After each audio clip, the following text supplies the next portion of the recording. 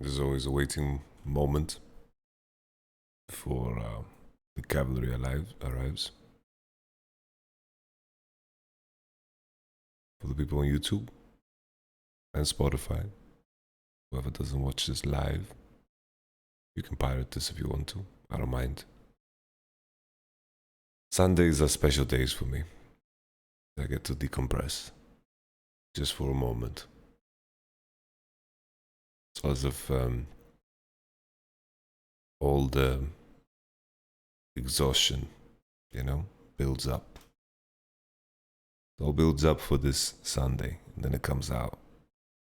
Sometimes I slur my words a little bit. Sometimes I just feel like relaxing. And in the evening, I begin my work again.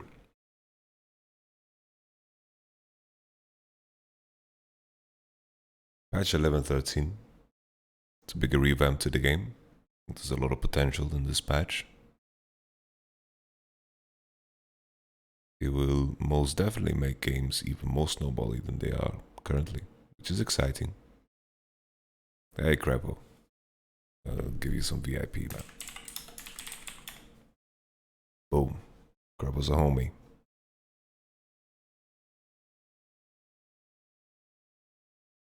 Patch 11.13. It excites me.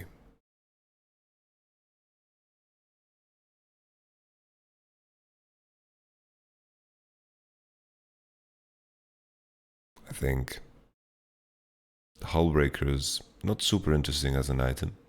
It's cool that it's cost efficient without the active, but yeah, I'm not so sure about it. Anathema's chains. Anathema, is that how you say it? Anathema's chains. Also a very interesting item. I'm most excited about the extra gold on the tier 2s. I've been a large proponent of curb stomping your enemy, and that's going to make it easier. Do you think that Anathema can kick out Lulu Cog from the meta? Well, it is very powerful in the sense that it reduces 30% damage regardless of the damage source, whether it's magic or physical, which makes it very potent against a champion that has mixed damage, right? So there is an argument for Kog'Maw being weaker. But yeah, I shouldn't reveal too much. Let's talk LEC. First, I just wanted to show you guys a video that made me laugh. This video made me laugh. Just a short clip. Thought I'd share. Made me laugh.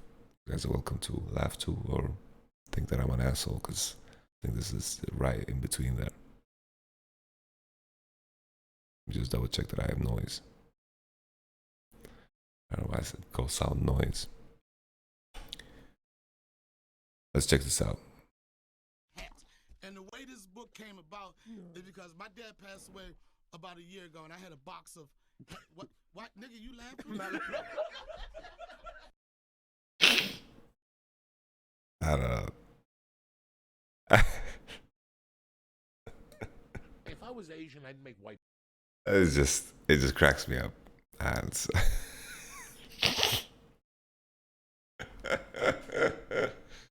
forgive me. Like it's pretty fucked up to laugh, But like Darnell is hilarious. He's a funny guy, right? And his mannerism, the way he says it, it's like, I don't know. It's like jokes aren't about the jokes, Jokes is all about delivery. Like shitty jokes with good delivery can just be great jokes. There's like this, there was this joke. What's his name? The professor of logic. This is joke. And it is Joke Rogan. There's every day I meet somebody new, you know. This city's great. So just because, listen to this. Of the neighborly people, you know. I don't know. But I did meet one neighbor, interesting story, you know, that this guy, he just moved in, you know. Just listen to this. So I'm always one to meet the neighbors. You like to chat with the neighbors, Yeah, because, you know, so I went over to the guy, I knocked on the door, next door to where I live, and I say to the guy, I said, hey, I'm your new neighbor, you know, and I said, good to see you, you know, nice to run into you, you know, welcome to the neighborhood, you know. And so the guy, I said, what do you do for a living there, sir? You know, if you don't mind me asking.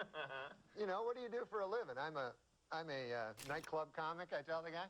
So he says to me, he says, I work down at the University of Science there. He says, that's a good school, by the way. I can't remember the exact place. He says, I'm a professor of logic. So he says, the guy says, logic. Now, what the hell is that? I never heard tell of that. He says, oh, well, he says it's a kind of a pattern of syllogistic. Well, he says it's hard to explain. He says, why don't I give you an example? So I said, fair enough. Why don't you do that? So the guy says, well, he says, let me ask you a question. He says, do you own a doghouse? So I go, yes, I do. He says, well, then that means you probably have a dog. I said, yes. He says, well, that means you're likely to have a family if you have a dog. I said, yes, I do. He said, well, then that means you got kids, you're married. I said, yes, I am.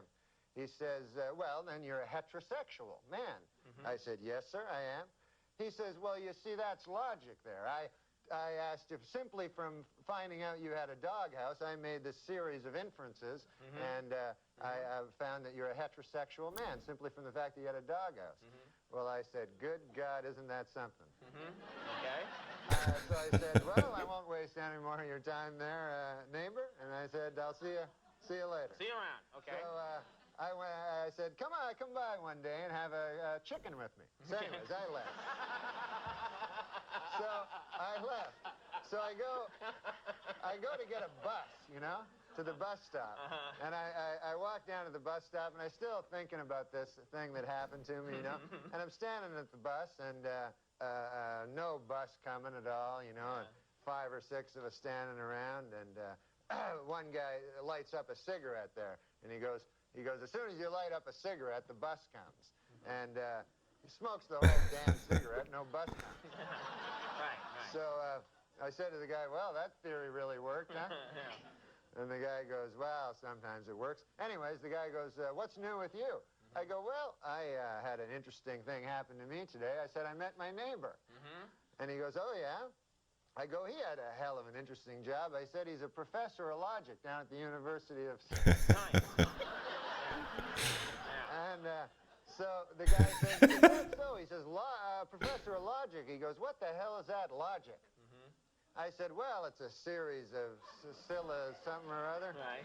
I said, I can't remember exactly, but I said, I'll give you an example if you want to hear an example. So the guy goes, all right, fair enough.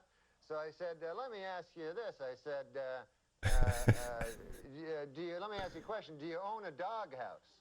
And the guy goes, no, I don't own a doghouse. So the guy says, oh, yeah, you're one of them gays. And it's just like it's such a silly joke. It's such a silly joke, and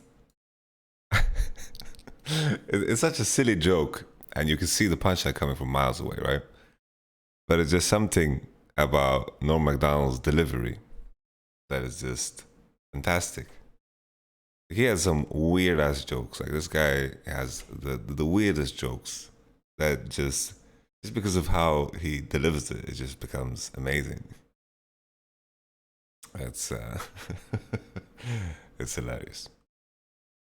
But anyhow, today I want to talk about veterans and rookies and the conversation of, you know, the decision makers in general. I don't want to stay here forever. I think it's fine that we checked out 2 videos. Joey Diaz can wait for some other time. Basically, you know, it's surprising to me that rookies have gotten so overhyped.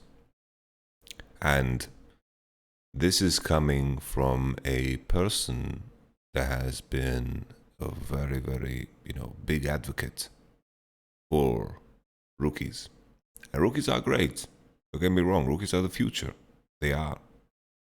But I feel like something that is being missed very often. The conversation of how long a career can be in esports, it can be very long. I think people underestimate how long it can actually be, and I think that the tragedy of the business sometimes is that people that are deserving of more get chewed up and spit out. Esports, in every walk of life, if you're working for someone else, you're working for a company, you're working for a company, they can always, you're standing on a rug, You're standing on the rug, and the floor that you land on is whatever you have of yourself, right? It has happened to me. That happened to me with Vitality, right? I put 2.5 years of blood, sweat, and tears into a project, and they decided to go with Duke very late in November, which left me with very little options, right? And I was fortunate that I had the sandbox opportunity, and then, of course, the Fnatic opportunity. Very fortunate, right? And during that time, the only thing I did was improve the floor that I'm standing on, because that is, what is my own.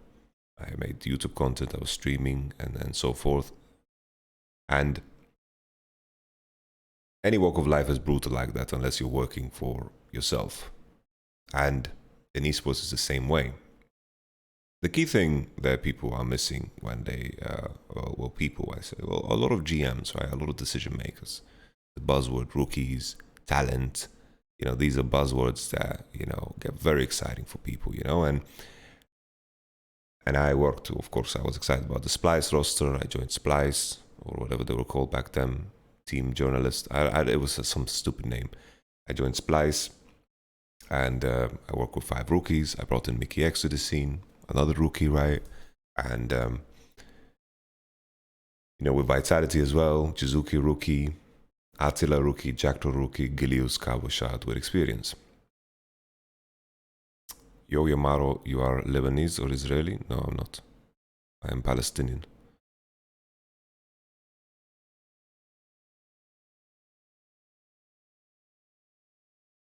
The key thing is, when you introduce a rookie to the scene, right? What is your goal, right? It feels like teams are bringing in rookies because they are hoping that this player is going to be the next Caps instantly.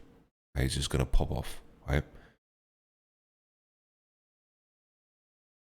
But the true purpose of... Thank you very much for your subscription. The true purpose of a rookie is to build him into a veteran, right? The true purpose of a rookie is to build him into a veteran that will have a long career and will have, that path of growth.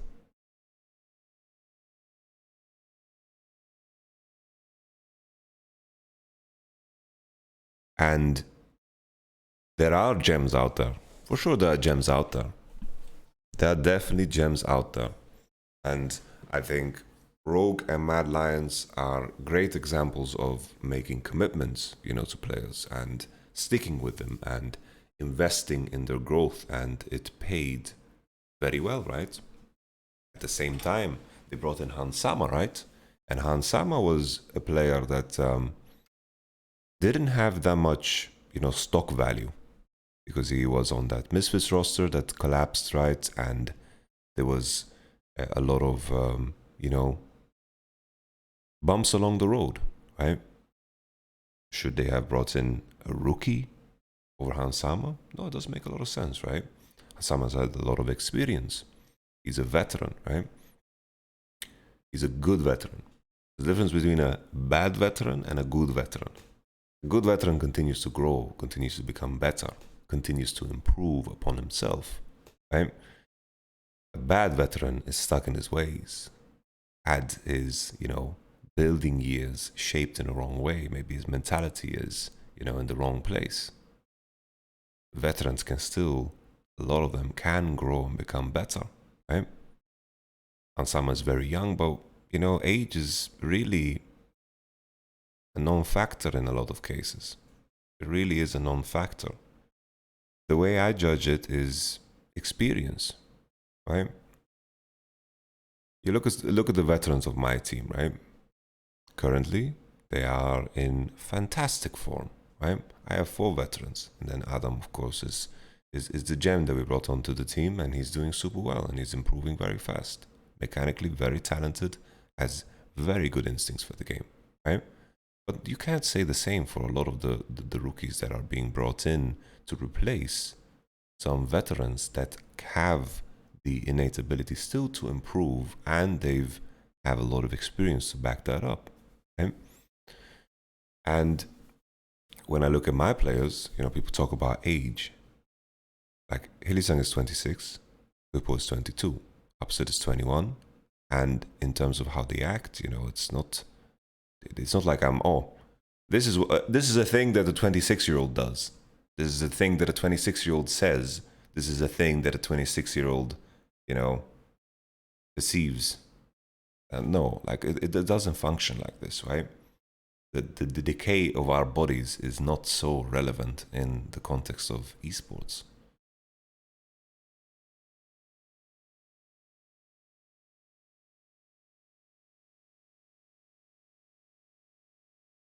Maybe I got some of those ages wrong, so forgive me if you're listening, Bwipo and Elias and Hilly. But my point being is, experience matters more. Experience matters more. If you go through 3 years of life and like 3 years of your esports career and you are rigid and you don't shape your mentality, it's going to be hard to shape that and change that. So you think there's a chance? There's a chance, Crapper. You and me, man, we're gonna conquer the world, right? We're gonna conquer the world. The point being is like the age is really relevant in my eyes. I think it helps. For example, like I got good at League when I was a pro player. I became good at League. I remember I was playing against I remember Crepo, he was on La Gigi with Freddy and all those homies.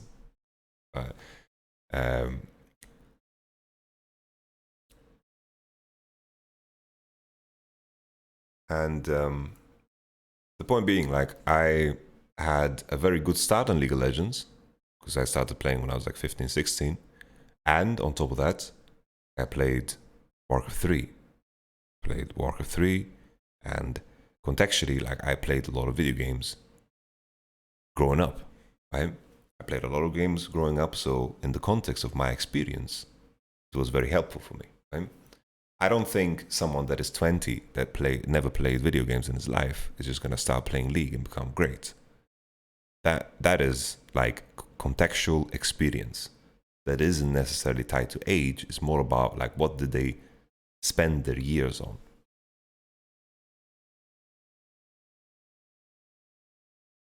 It's the same in the context of, I believe the team is called Nongxin, right? They have Rich. He played Heroes of the Storm. He was faker of Heroes of the Storm, went over to League. He's a rookie, but in a sense, you know, he has very, very good and valid experience.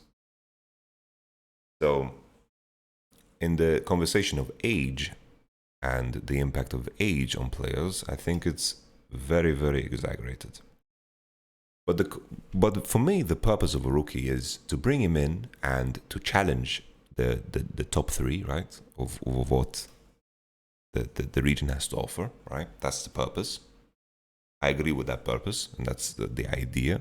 But the second purpose is also to make this player into a strong veteran of the scene and make his career long and, you know, support that longevity. If you look at the players, let's say the the strongest veterans, right? The strongest veterans of the scene are continuously improving. They're continuously improving. Hilly-san, improving. Great fucking form. Improving. He's on a path of improvement, path of growth. Upset, improving. Improving immensely. These two together, what a fucking duo. They make each other so much better. Whippo, improving. Man played his rookie year, the World Finals, 2018. Incredible, right? Incredible. Nisqy, veteran, improving. This guy is working his ass off. The point being, you know, in the conversation of some of these players, right? Let's say Nukeduck, right? People are giving Nukeduck shit, which is crazy to me. It's crazy to me that people are giving Nukeduck shit. Nukeduck is by far the best performer in XL. By far. People are giving him shit, right?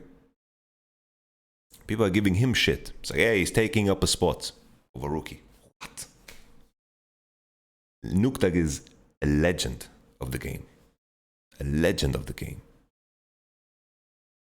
He has consistently challenged the top spots. His love for the game is unmatched. People are giving him shit. The community is lost. Very, very lost.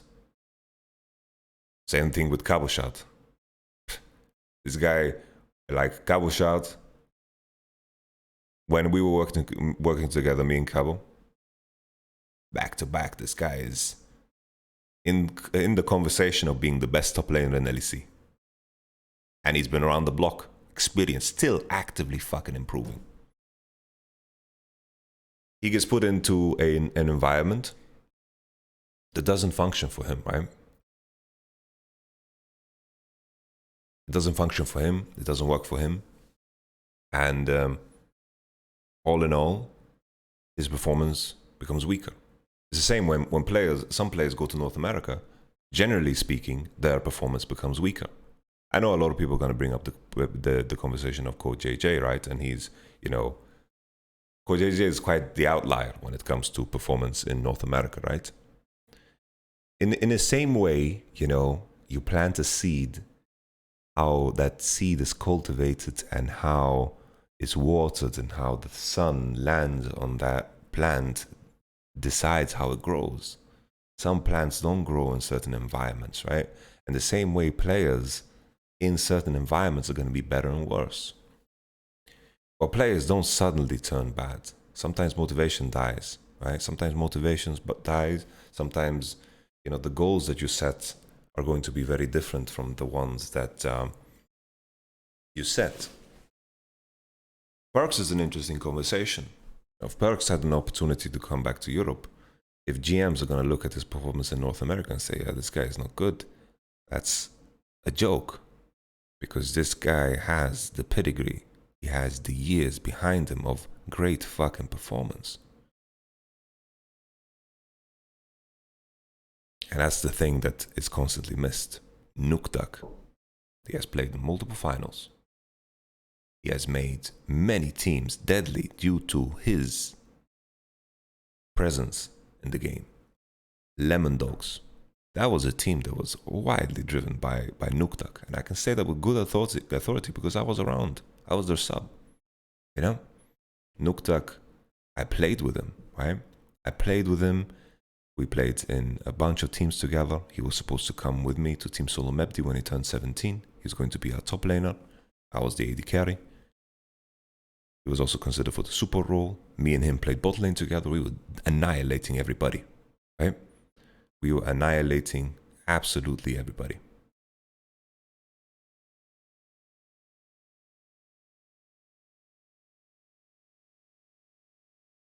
And now Nukeduck is stealing a spot of someone? A joke. Caboshot not being in LEC? Joke. Perkz, people saying that Perkz has fallen off due to him being worse in a certain environment is also a joke. Point being is, there are some veterans out there that are above the rest. And that bar for those veterans,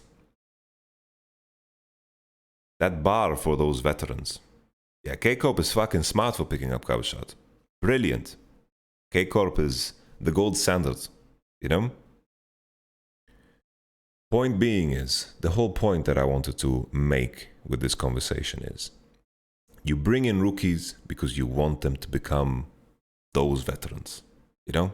You want them to become legends of the game. That's the point. Not because you throw them in there, give them one split, and then you throw them out, right? You don't bring in rookies because they're going to be more susceptible to coaching or whatever. No, you don't bring in rookies for that. I think GMs all over the world are dizzy.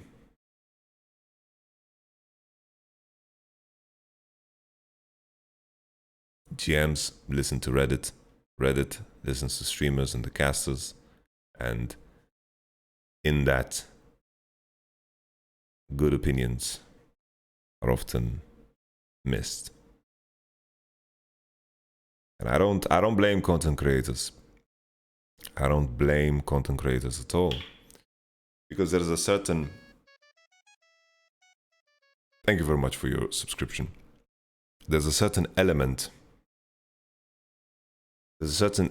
of, as a content creator, you're faced with this dilemma. Thank you so much for your subscription. I appreciate it. I think I need to mute it because you guys are giving a lot of money today.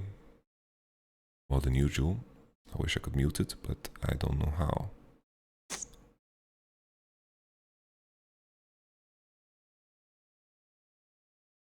So I don't blame content creators, right? Because people are attracted to negativity. People are attracted to sensationalism. People are attracted to, you know, crap. What I deem as crap. And that's okay. I don't blame the fans. I don't blame the content creators. They are doing what's good for them. Mute button in Streamlabs event. Streamlabs event. What the hell is Streamlabs event? I'm a terrible streamer. I'll just remove the alert box. I think that's the way. And don't get me wrong, I don't blame fans for just regurgitating opinions, and I don't blame content creators for, you know, being very sensational in the way, because this is what people want. You know? It's often hilarious, the conversation of, you know, it's very hilarious how the conversation of, yeah, the big streamers are so toxic, but yo, they realize the viewers have all the power in the world. That's what it is. Viewers have all the power. And viewers are swarming to the more, you know, punchy streamers. And that's okay. Point being is, I think GMs should be able to separate themselves from that. GMs should understand the game. GMs should understand players. GMs should do more than just look at what Reddit does, you know? Why do you think Nisqy is so underrated? And I think, you know, we have big personalities on the team, and Nisqy is not someone that necessarily cares too much about the spotlight. And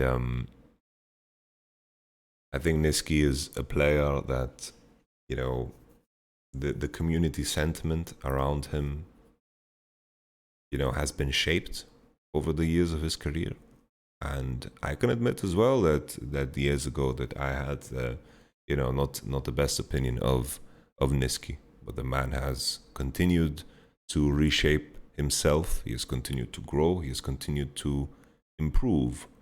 And that to me is what you want from a player, right?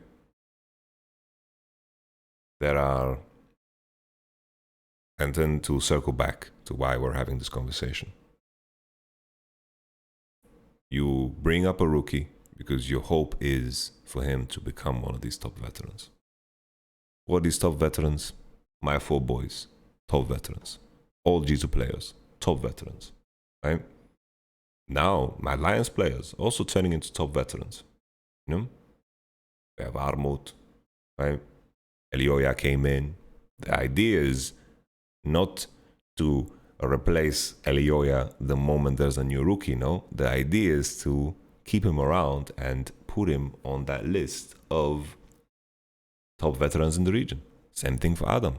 Our goal is to make Adam into a veteran that is going to have longevity in his career. And the idea of him being a rookie is just what it is, right? And Adam has the same vision. Adam has the potential, and he's going to make it happen. Only him. Yeah?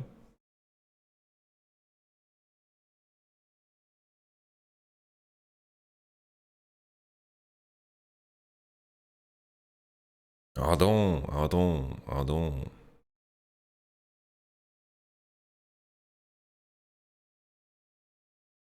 So looking back at our weekend of play, I am very happy that we won. There was some things that we could have done a lot better. You know, there's mistakes that we did in both games.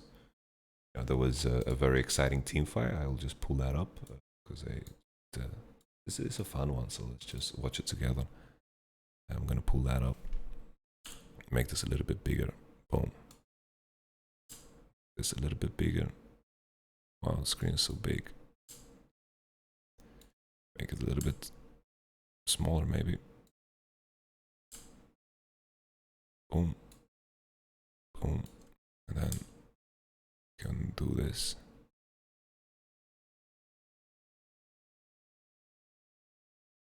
Alright, let's take a look at this. So the superstar of this team fight, honestly, was Nisqy. And Nisqy smurfed this really hard. So Nisqy, because imagine in a world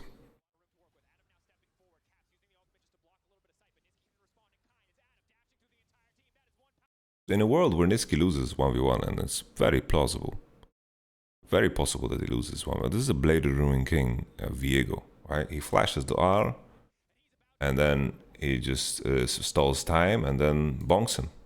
Really huge. Imagine Viego wins that one, he's gonna circle around here with the Silas, and maybe it could go to shit. But, yeah, I thought it's crazy that G2 takes this fight in the first place. Let's be honest. They can't really fight ever. Don't you think this game was won at draft? Yeah, but they had some opportunities to win this game. The podcast didn't focus on Nisqy's fight because why would they? There's 8 players fighting here. Of course they're going to focus on that. Dude. Is the double clap still a thing in the team? Yeah, of course. Double clap is a part of our ritual. Let's put this away. LS and Nemesis said it was a bad draft for Fnatic. Well, I don't know about that.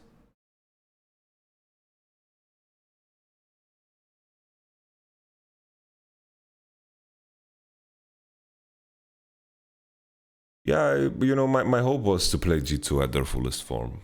I think G2 has a lot more to offer. I don't know what's going on internally for them, but, you know, if I am to speculate, right, this is just purely speculation. It's just that, you know, sometimes dynamics have, they kind of run their course. They run their course. It happened in Splice. We worked 2 years together. I left after the 3rd split because iDynamic had run its course. And some of the mistakes that you do and some of the things that you dislike about people, those things become accentuated. Is that the word? Accentuated meaning that they become exaggerated. The analogy I always like to use is if you put your hand over a smooth surface and there's a small crack. Small crack. As you touch the surface that is so smooth, 99% of the way, this small crack will be an annoyance. That is the only thing your mind will focus on. And sometimes with dynamics, sometimes with dynamics, they run their course. And I'm not saying this is the case for G2, but something's off, right? These G2 players are all fantastic. I'm wearing a Fnatic jersey and I'm not afraid to admit it. They have great players. Great players. Every single one of them. But something's not working, right? Sometimes a dynamic is run its course. But in no shape or form am I not going to respect G2, playing against G2. So this Omigma, Wunder isn't great, don't lie. So I'm going to tell you this, because I'm going to really target you for this. Look what Wunder has done in his career, okay? Rookie year, World Championship, okay? Went to Worlds. Took a big shit on Looper, playing Jace. Won MSI. Beat RNG, tournament favorite, one of the tournament favorites, 2018. Okay? It also comes from a good authority because I worked with Wunder. Wunder is fucking good. Really fucking good. And just because something is off from what we perceive from outside, you can't judge a player completely off of that. Because I can tell you from experience, sometimes the difference maker can be so damn small and it can make everything fall into place. Sometimes, you have a puzzle and just one puzzle piece is missing to make the picture make sense, And sometimes teams go through that. Sometimes teams go through that. I think the G2 dynamic, having a rough time. It's understandable. These guys, the majority of the group has played together for quite some time, right?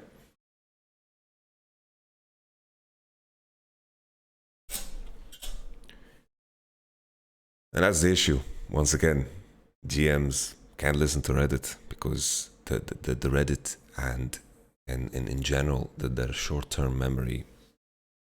Well, actually, that's the only thing they have, short-term memory. There's no long-term memory.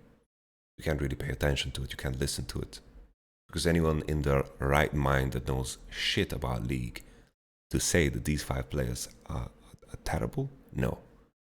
These are players that have accomplished enough and done enough and played at such a fucking high level that they deserve chance after chance. Until they've been, driven into the ground.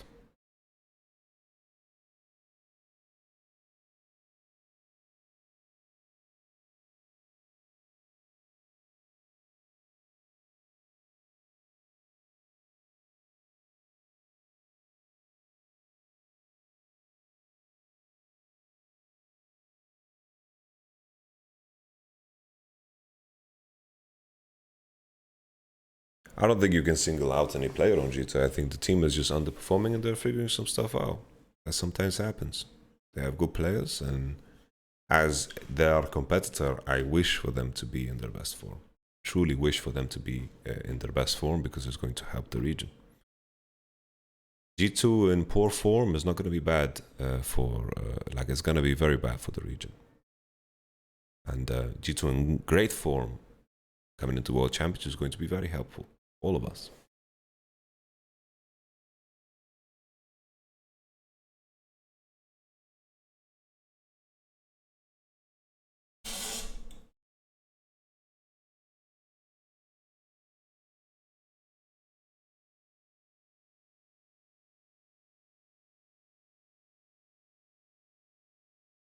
You think Misfits is just a one-season wonder? I think Misfits do some good things. I think Razork is having a very good split. I believe that Hirit is a great player. I think it helps that he, you know, went to Korea in his off season. I believe he went to Korea in his off season, played Korean solo queue. I think that's very helpful. I think that's pretty broken, not gonna lie. He came back with great mechanics. I think that's very good. I think Kobe and Vander have found a role in the team. I think Vitheo has potential. Winning best of ones requires a hint of luck. It really, really requires a hint of luck. Winning, like even for us, if we didn't have a hint of luck, we wouldn't win 5 games straight. You can be unlucky and lose games. It really is the case. Obviously, if you boil it down far enough, it's not really luck, but there are certain variables that sometimes are tough to calculate. That's what I call luck.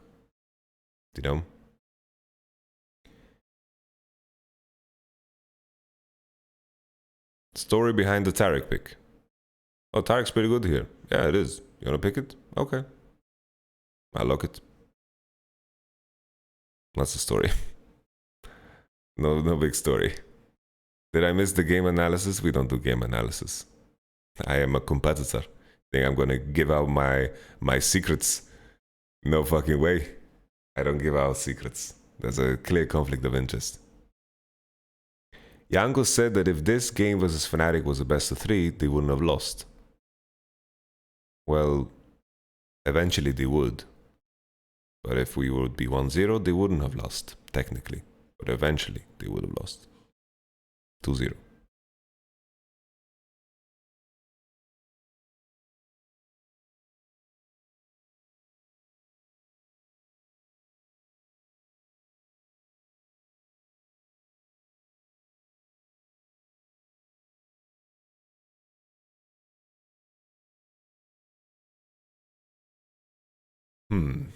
What do we talk about next? We've been talking for 40 minutes. I actually had the pleasure of spending some time with Nukeduck yesterday. I've really missed him. Me and Nukeduck, our careers have been intertwined on many moments in our... but Twitch chat quoting someone else is always a bit sus. I know, that's why I just made a little joke about it. I hate it when people just say, you know what LS and Nemesis said about you? Like, yeah, I don't believe you. That's bait. That's bait, That's bait. It's really bait. Very rarely have I had conversations with people, and I've never been like at such odds that it's impossible to have a conversation. I'm sure at one point, I will talk, like I would have a conversation about League with anybody. I think it would be nice. I think when people carry out those opinions and they twist them and they may try to just spur up drama, I hate that. I despise that.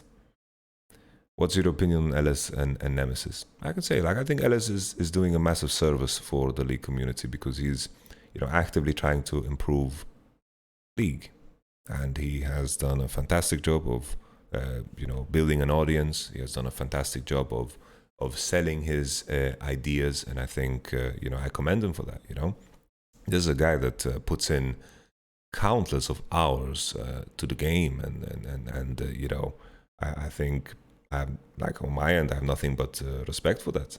I'm sure there's maybe some opinions that differ here and there, but I think that's only natural, right? It's only natural when on my end I have a great interest in the game. I love the game. I have my own opinions of the game. And in regards to Nemesis, I think this is a player that seems to have improved a lot over, his spur now playing solo queue. It seems to be very beneficial to him. From my understanding, he seems happier.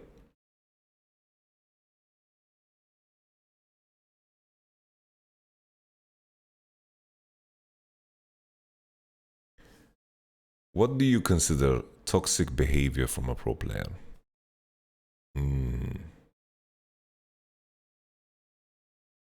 Well, I think toxic for me, the line is usually if people are talking with the intent cause pain. When they're talking with the intent to cause pain, I think that's usually where I would draw the line. But sometimes people get angry, people get emotional. And in those moments, you can't judge their whole being for one action. One action, one phrase, one sentence doesn't define your character. We're humans. Sometimes emotions drive our decisions. And our emotions and our genetics are not super useful. Like, they are useful, of course, but they are not designed for the world that we live in. Forgive me for saying not useful. Of course, our genetics are very useful. Ridiculous of me to say that. It was a spur of the moment decision. No.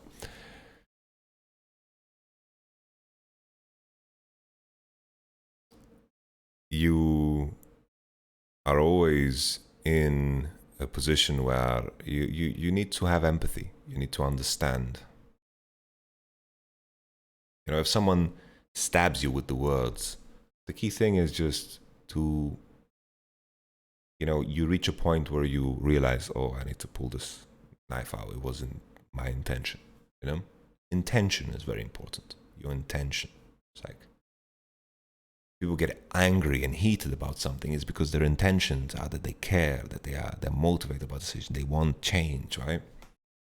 That's not toxic, that's human. If a parent gets angry because their child screwed something up, just took his pudding and just threw it on the wall, and we recently painted that wall, Bobby. We recently painted that wall, man. It's just emotions in the moment, right? And then afterwards, it's like you can build bridges, and you can. I don't know why this kid threw pudding on the wall, but I couldn't think of anything else. Sundays. Empathy is important. Empathy is so important. The tricky thing about competitive league, and the hardest thing that sometimes I have to face, is that the characteristics that the community celebrates, and hand in hand a lot of GMs celebrate due to them following whatever the community sentiment is around the player. The players that are celebrated are egotistical players, are players with big mouths, are players that have big numbers, and that necessarily doesn't go hand in hand with what a great player is. While in team, I want ego to be at a minimum. I want team play to be at an all-time high. I want empathy to be at an all-time high. And these are not attributes that the community celebrates. I celebrate this in my teams. And this is what I try to cultivate.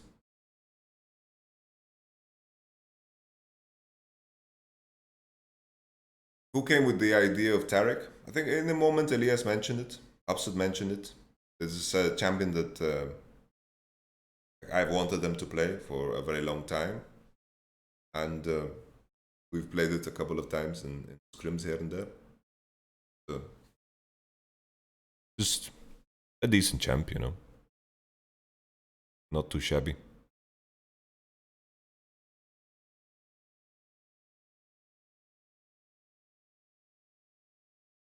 Well, from facing G2 and preparing for G2, if I compare it to previous years, I feel like they've lost their soul.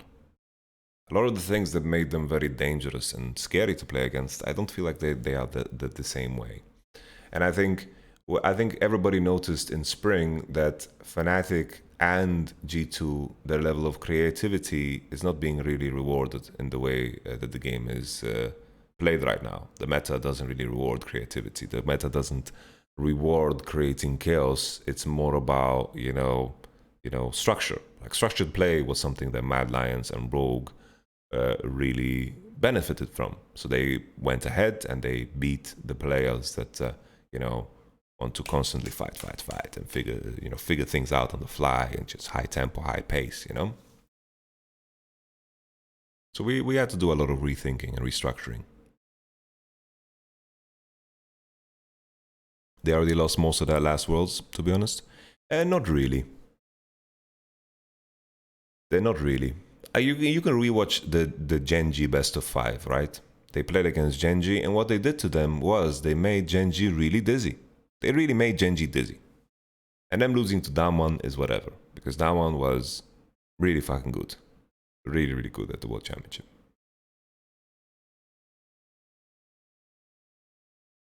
But I repeat to you guys, when a team is going through hard times with good players, you don't instantly say, this player's now shit. He's just terrible now. It doesn't work that way. It rarely, rarely works that way when you're talking about players of this caliber. Talk of a player of Caps's caliber. If you talk of a player of Wunder's caliber, Jankos, Reckless, or Mickey, they don't just turn bad. They didn't wake up one day and it's like, hey, I'm bad now.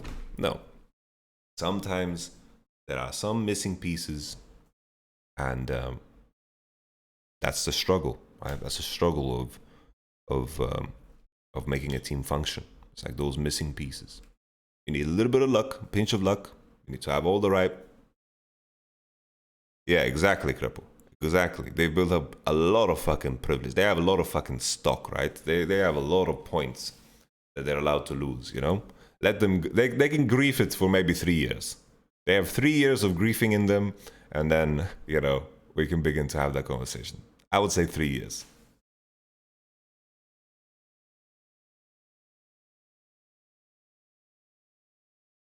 Yeah, and bad form can occur due to multiple reasons. I know that the next time we face G2, I will, you know, go into that match with confidence, but also with a lot of respect.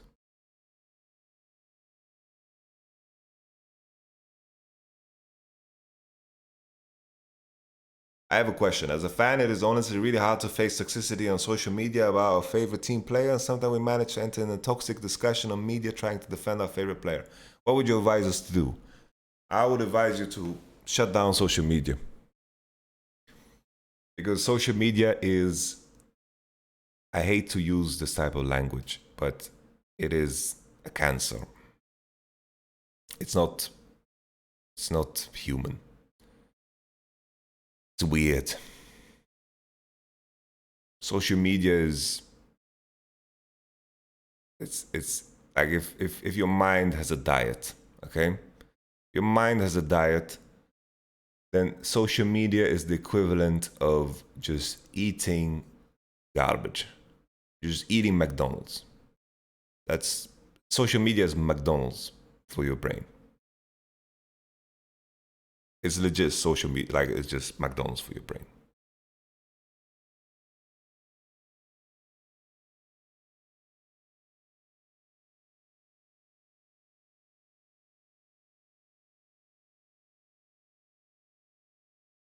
Social media is designed, it really is designed to trap us, you know? Just dopamine hit after dopamine. That's what games are too. Yo, like look at League of Legends, okay?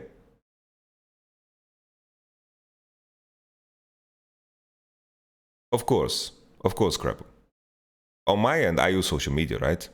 It isn't necessarily evil. I'm just saying for the general person, you know, that defines himself in a place where they are actively feeling worse due to social media, then what's the point, you know? I need to use it because it's a tool for me to connect with people and to spread awareness of my stream and to tweet and to, you know, leverage my followers in order to get myself a better deal, right? I need to. I would never discourage a player from interacting, right? But it's important to not linger, not stick around. That's my point, you know? But on my point of League of Legends, this League of Legends is just dopamine hit after dopamine hit when the lady says, oh, first blood. You know, this is, yeah, it gets you excited, it gets you going.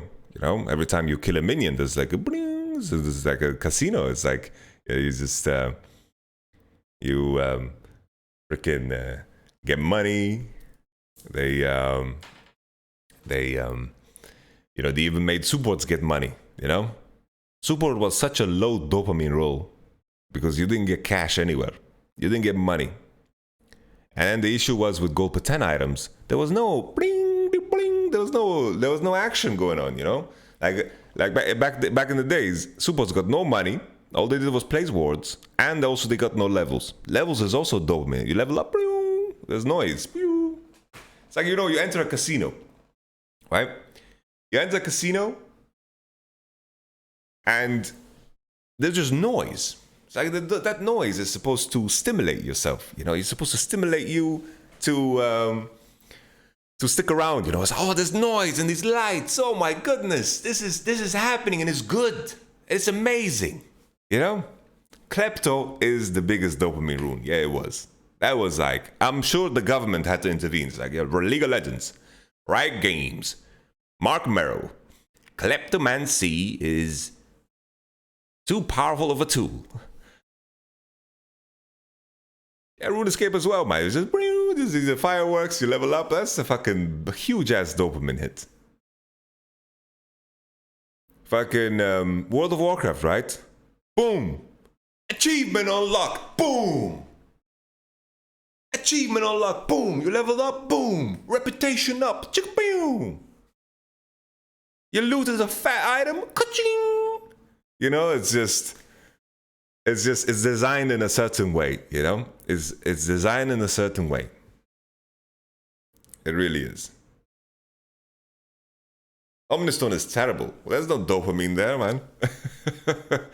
Point is, you know, yeah, mobile games in a nutshell, that's for sure, right? Raid Shadow Legends. It's just every ad starts with, look at this. Like all this weird ass noise, you know? It's terrible. That's why supports, you know, supports, they gave them a support item. Ooh, support item, what is this? What happens when I hit the enemy? I get money. Oh, money. I get money. Yeah, it's wild. You know, everything around us is engineered, right? Everything is engineered around us. Freaking, what's it called? Like advertisement. What a fucked up thing advertisement is. They're just planting a virus in our brain. That's what advertisement is. It's like, ooh. Water, ooh. Riot partnering with crypto to bring klepto back.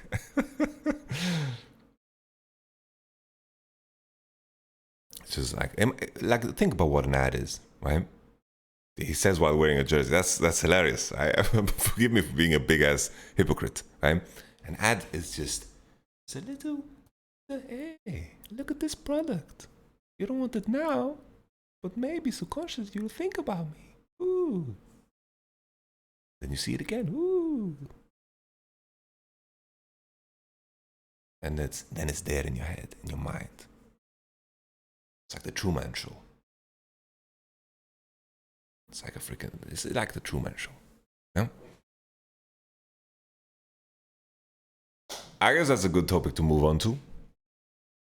Best of 3. The issue with best of 3. So let's present the issues.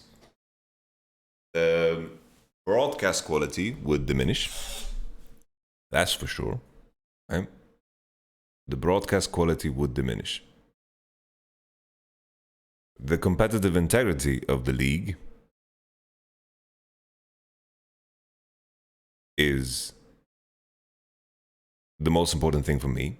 So I would love best of 3s. It's very important to get as many games as possible and to have the ability to adapt on the day. Like, I cannot imagine how shit it must be to play in North America right now. Must be terrible, man. Must be terrible. Like, it's... The reason I think it must be terrible is you play 3 best of 1s every week, man. Oh my goodness. What? Ugh. 3 best of 1s on separate days. You get to practice 3 days a week. What? Don't you think taking scrims more seriously would be better? What? It's about practicing a very specific aspect of competing, which is adaptation and the mental fortitude to not have any, it's tougher to practice when you have like a safety net, right? If you make a leap of faith and there's no safety net, is very different, right? That reality is different. Playing more competitive games will help you in the long run, for sure. The point being is, the broadcast team would have to work a lot more. And second, there's a lot of best of threes no one would give 10 fucks about. A lot of best of threes. But I don't, it's easy for me to say from my high castle of being in Fnatic, to say that I don't give a shit about these teams, because I've been on these teams. I've been on these teams.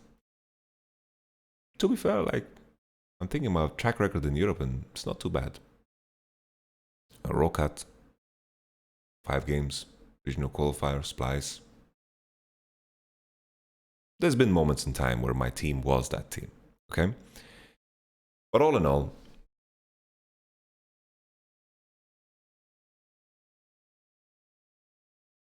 the issue comes, there would be too many boring best of threes. That's the issue. But isn't that sad? Best of threes with G2 would have good numbers. Best of threes with Fnatic would have good numbers. Mad Lions, Rogue, they're getting there, right? They're getting there. But then it's like XL versus SK. That's a boring fucking best of 3. The casters are going to suffer. And the viewership will suffer. It's a tough question. It's a tough thing, But it's also, I don't think that's the difference maker. I don't think that's what makes, LPL better, because they play best of 3s. Not necessarily. I think the Korean system is great.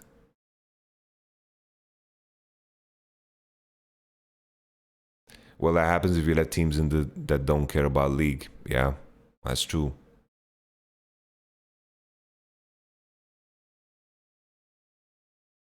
Point being, I loved the Korean system because we never had back-to-back matches. Why does LCK have best of 3 then? Well, they've had it for quite some time and it's working for them, and they figured out how to do the broadcast. They do 2 best of 3s a day, and they go into work on a almost daily basis. So that's super cool. What I loved about Korea was that we played best of 3s, never back-to-back best of 3s. We played 1 best of 3, and then a couple of days later, we played another best of 3. So we could focus on one opponent. That's amazing. We could focus on one opponent. We could focus on, how we would want to shape ourselves for one specific team. And that ability is important. It strengthens you for best of 5s. It really does. Like here, week 8 is going to be a super week. We're going to play against 3 teams, right? We're going to play against 3 teams, and I can't, in that week, because the week before we played 2 best of 1s, right? I can't, in that week, make my team any different for each one of these best of 1s. I can give them information. So, this guy works like this guy moves like this, they always make this rotation, this is a weakness, abuse it, fuck them in the ass. I can't do that, of course. But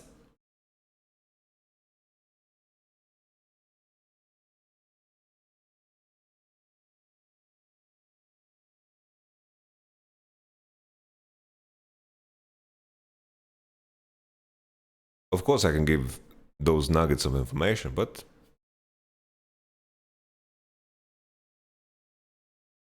I think it's also at the same time ridiculous to say that best of 3s is the only reason LCK and LPL are doing as good as they are. I think that's ridiculous. So I don't think it's the only thing. There's a lot of layers to this conversation. A lot of layers that I don't understand. There are some layers that I do understand, but there are some layers I don't understand. because it gets a lot deeper than that. Culture, history, you know, all of these things are very important.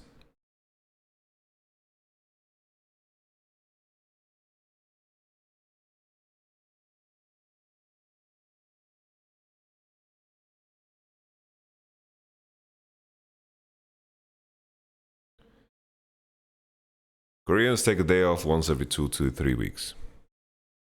I'm assuming he's talking about Koreans in general, right? Because pro players here, like at least my team, like we don't take days off.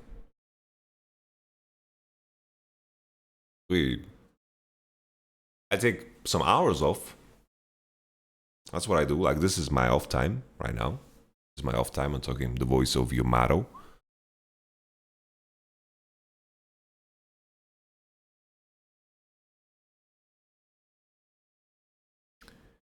I think it's ridiculous to say only the fact that they play best of threes is the only reason why they're good. It really isn't.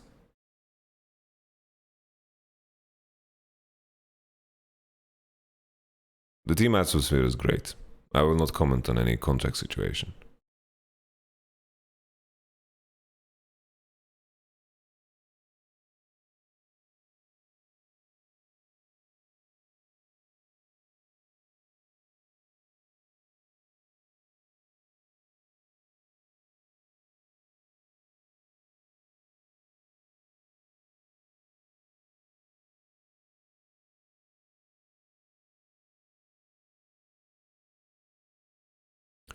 I think what Korea has done great, and I think they continue to produce, on average, the most disciplined players and the strongest players, which is arguable, of course, because like there are European players that are playing at the elite level. There's a lot of LPL players that play at an elite level.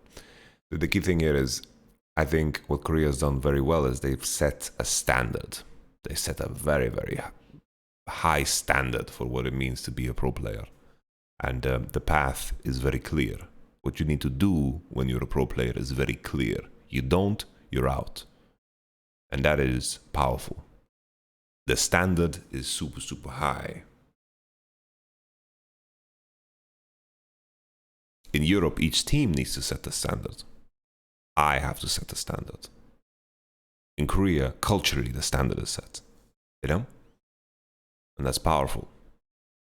The LPL, what they have got going on for themselves is that they just have a big ass fucking player base. And they have the most fucking money. And they have the most viewership. That is powerful. That is very, very powerful. Really, really powerful.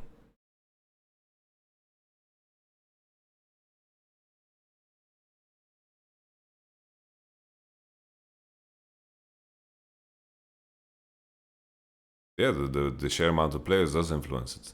Like, how many players are there in China? 100 million? LCK has the most viewership? No, it doesn't. I can assure you it doesn't.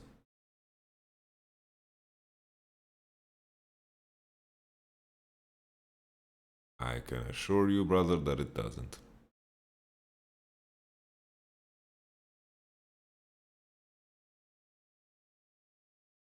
How do we set a standard to all players? You can't.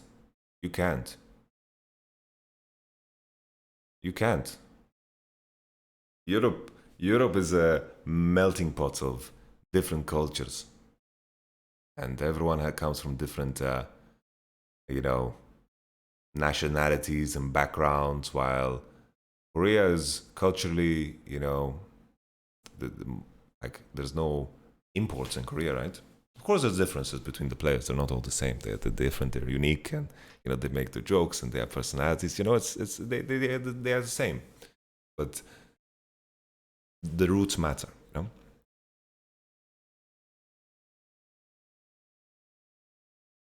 No one gives a shit about Twitch over in China. Like the Twitch is a little cockroach for China.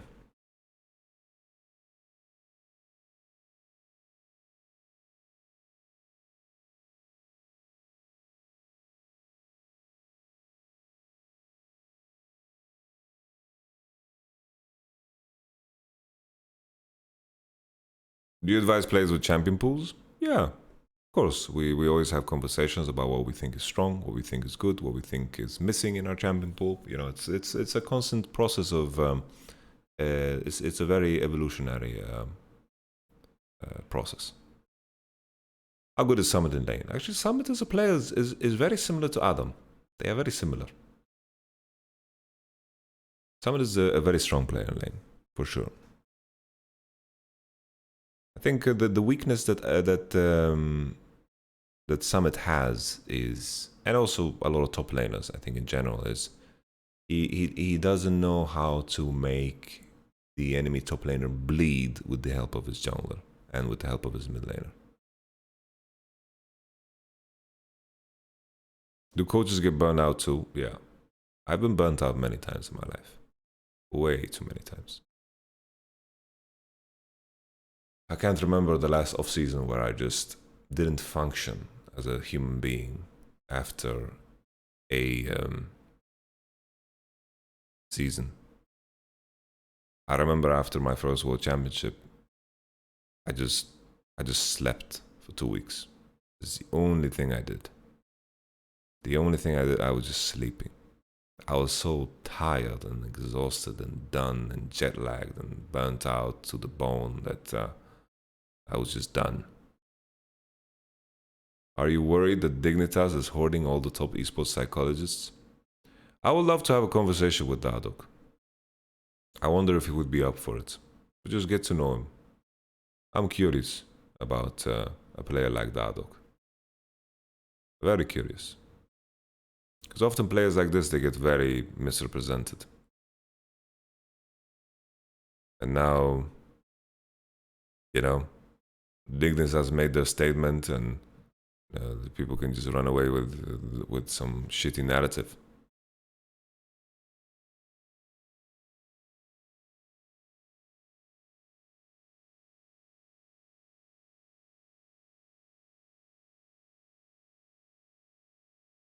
You guys are asking way too personal questions.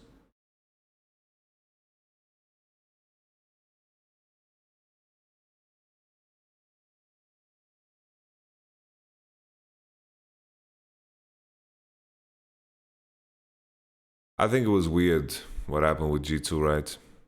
You know, I'm very happy with how it played out because I wouldn't want to change Upset for anybody. I have lots of love for Upset as a person, and Upset the player is fucking phenomenal. Of course, Crapper. Let's do it. I can bring together the whole gang. I'm very happy with how everything played out. You know, Upset is amazing, amazing, fantastic player, and the person is also amazing. This guy makes me fucking laugh all the time, and we can joke with each other, we can connect with each other. You know, I really, really appreciate that. I can't fucking believe who in the right mind thought that Upset was overrated. that was hilarious.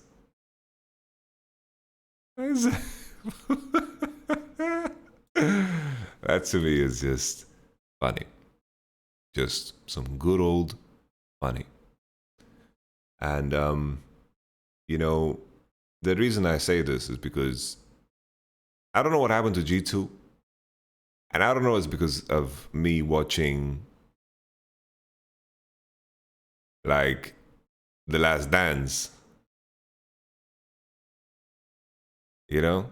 But I feel like G2 earned the right, you know, Perkz earned the right to defend, you know, the title. But then again, you know, now that I think about it, you know, he probably didn't want to play the carry anymore. It was a weird situation. Really weird situation.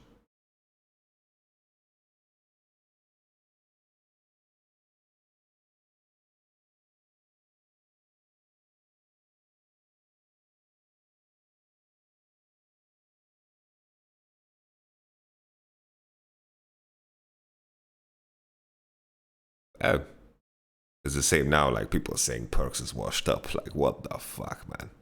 Go fuck yourself. Saying Perkz is washed up. Jesus Christ, saying Perkz is washed up because he had some bad performances over in North America. Jesus Christ, man.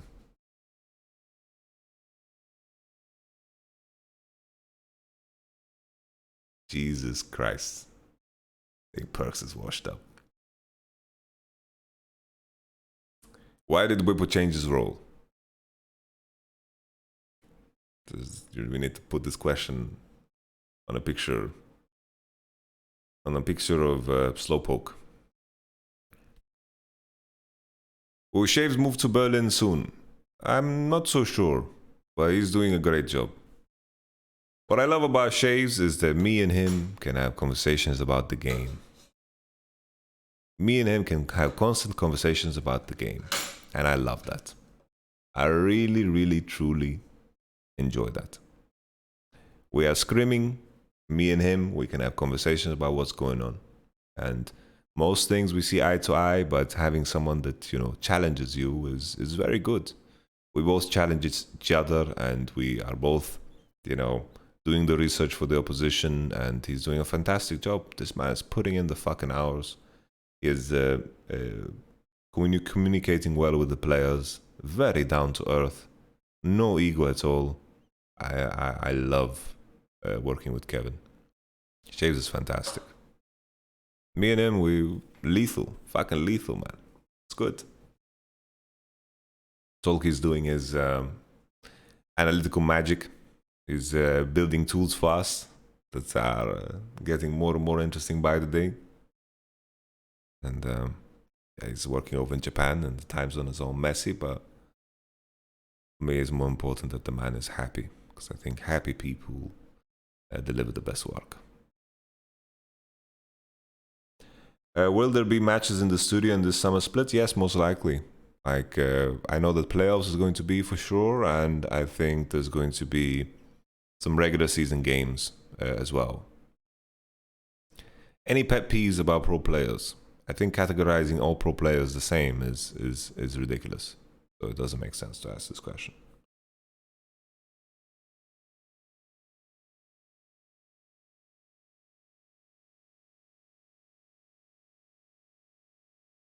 Jankos played a good game against us, honestly. That game was not his fault at all. Is this team ready to win it all, or do we need more to improve? We gotta improve a shit ton, man. We gotta improve a shit ton. I'm about to round off the stream, guys, but all in all, like, us going 2-0 back to back, this just makes me want to work harder, because we have to fucking work harder. Tifa's taken my elo twice already.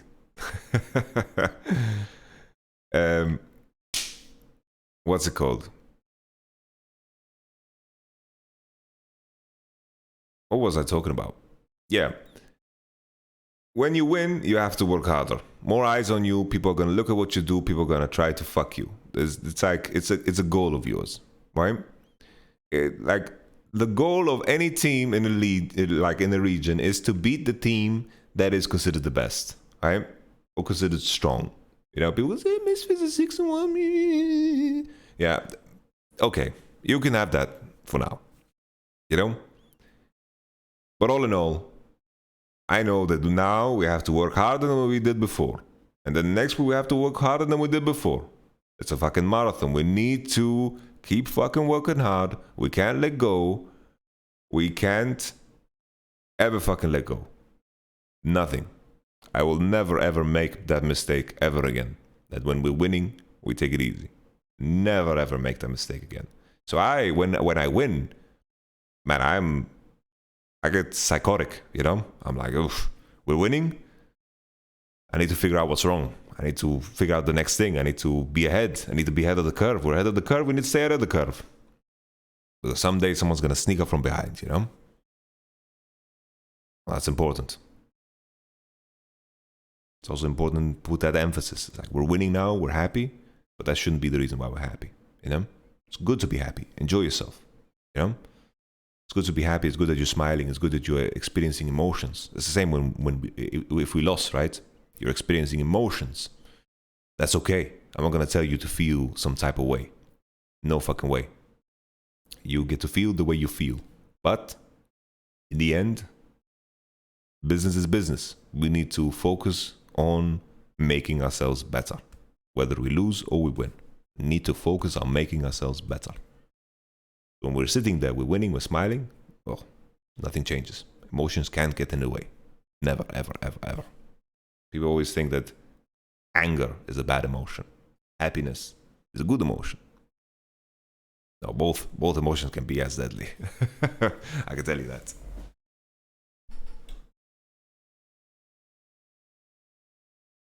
How do you keep the mentality in the team at a normal level?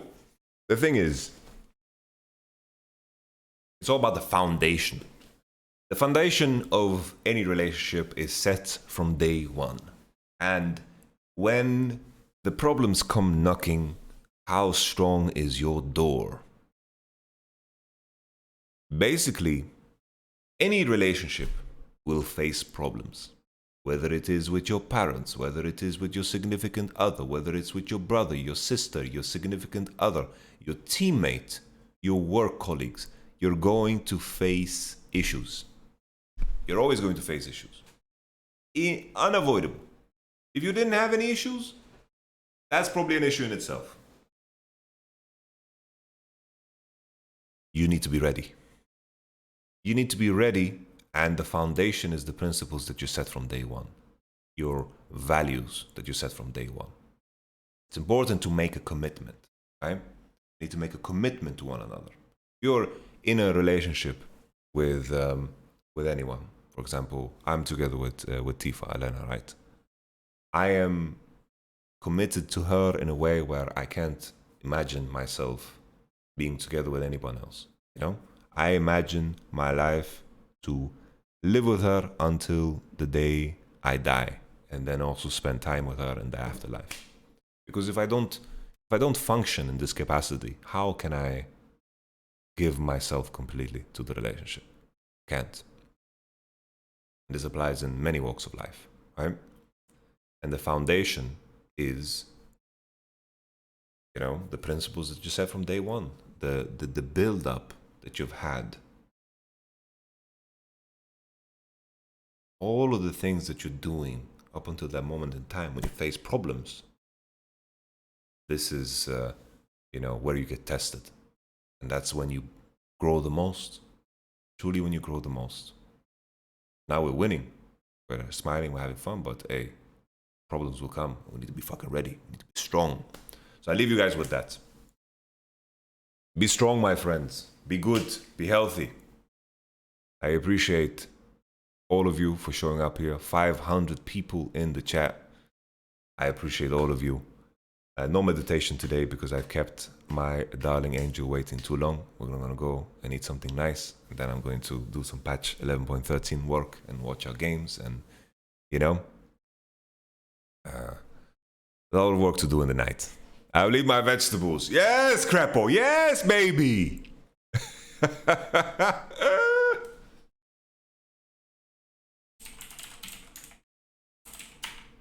Let's see if Nisqy's still online.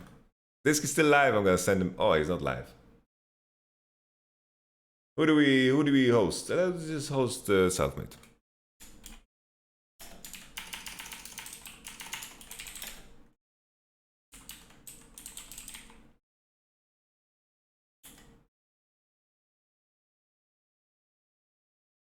Raid lol self-made.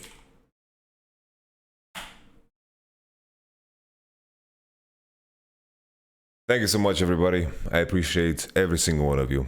I wish you a happy day, a good day, and you know,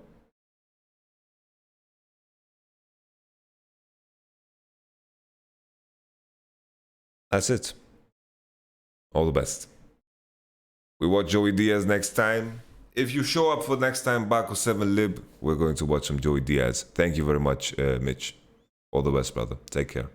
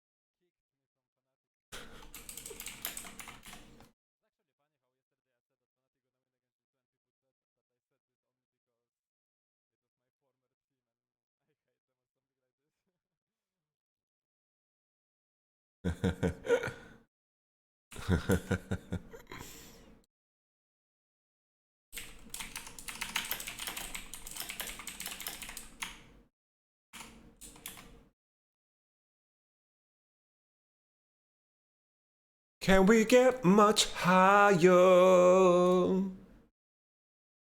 So high, bum bum bum.